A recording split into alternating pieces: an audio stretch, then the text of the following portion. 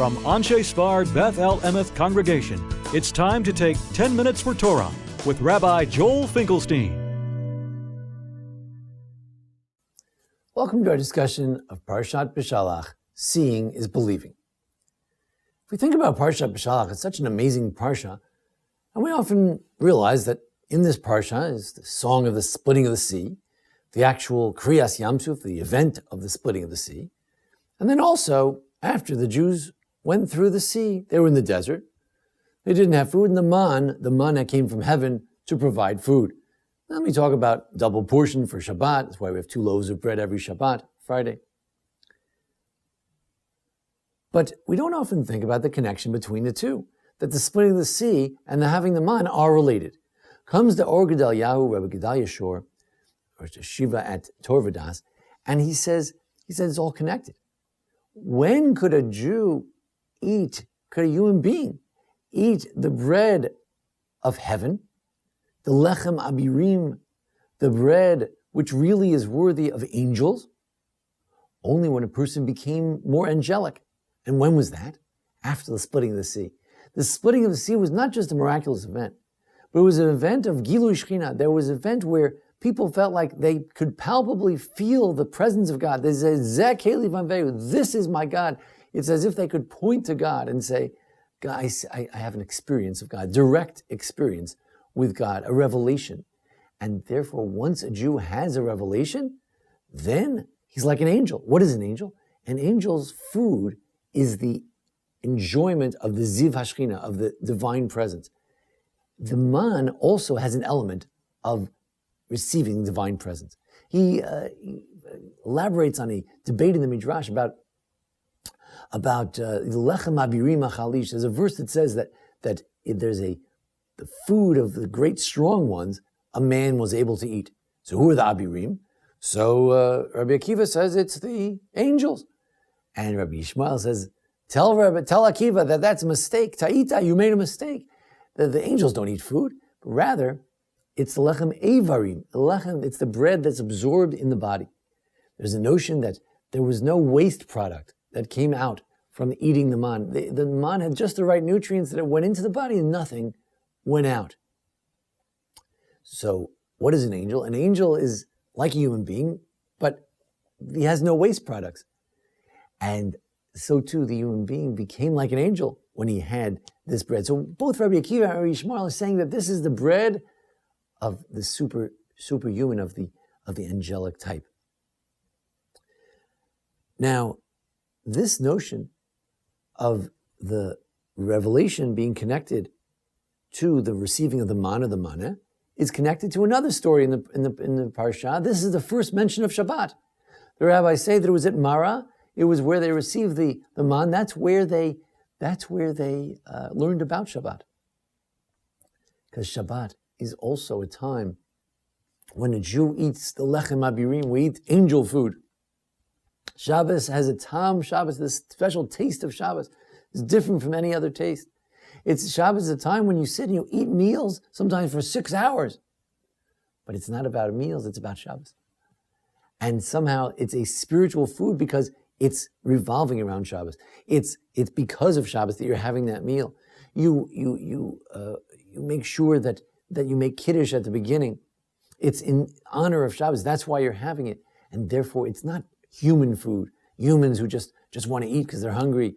Humans who just want to stuff their faces. It's a angelic food because it has a higher purpose. And that relates to Moshe. Moshe is one of the Abirim, is one of the strong ones. Shabbos is related to Moshe. And Shabbos is related to the man. And the man is related to the angels because Moshe is related to the angels. Because Moshe also, lechem lo achal mayim Moshe tam. Moshe didn't eat or drink for 40 days because he was like an angel. Because his sustenance came directly from the divine presence, from enjoying the divine presence, from hana'ah, miziv hashchina. Now, the Meshech Chachma, Rabbi Meir Simcha Dvinsk, lived about 100 years ago. He says that's why in the previous parsha we have the tefillin. You see, because we have the tefillin even before Beshalach, we have tefillin, but it doesn't say ukshartam. It doesn't say you can tie it. You have the tefillin, but you can't yet tie the tefillin to you because you're not totally connected to the tefillin yet. You're not totally connected to the tefillin, connected to God, because it wasn't until the Jews not only saw signs, God taking us out of Egypt, but also had a revelation at the splitting of the sea, a revelation at Sinai. That's when a Jew really became like an angel. Because the Rambam writes in the Moreh Nevuchim that you don't come to God through miracles. Then someone else will bring a different miracle and you'll leave Judaism. But you come to God through a personal revelation. At Sinai, we heard the word of God. That was the end of the story. At the splitting of the sea, a Jew saw God himself. You don't need Moshe to be the prophet. You said yes. By Aminu Hashem Moshe, at that point they believed in Moshe too, because they said, I get it.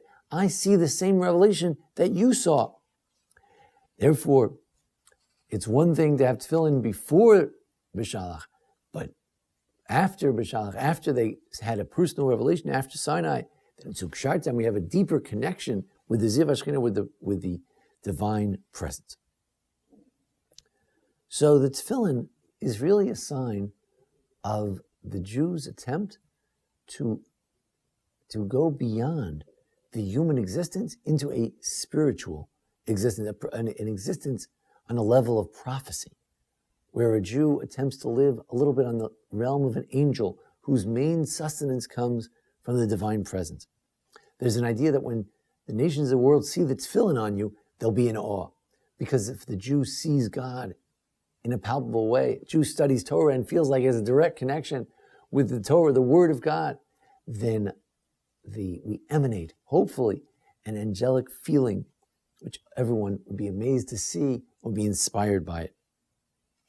Through Torah, through prayer, through tefillin, through Shabbos, through our connection to Torah, which is Moshe Rabbeinu, we hopefully will also merit to have a glimpse into the divine, a glimpse into something way beyond us, a glimpse into the divine presence, which is so amazing that it's a hana, it's an enjoyment to be nana miziv hashchina, to enjoy. It's like a food. It's like a good crunchy food. It's something we can bite our teeth into. The ziv hashchina, the divine presence, because the divine presence is the ultimate food. That's the ultimate sustenance of the soul. Everything else always seems to fall flat. We have something, we enjoy it, we're still empty. When you have the ziv hashchina, there's a radiance that hopefully emanates from the human being, and you feel like you're truly human.